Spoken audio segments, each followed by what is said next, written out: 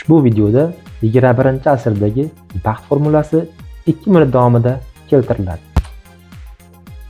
Baxtli bo'lish shartlari juda oddiy bilsangiz.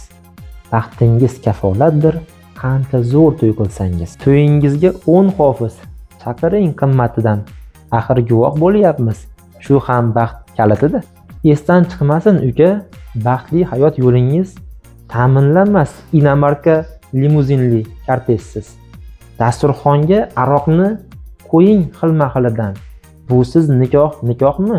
Tashvish tortmang pulidan. Asal oyi qilish shart. Albatta chet ellarda.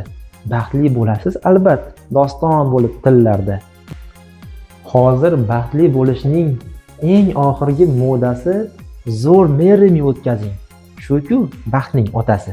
Shuncha kesatiq gaplar ta'sir qilsin.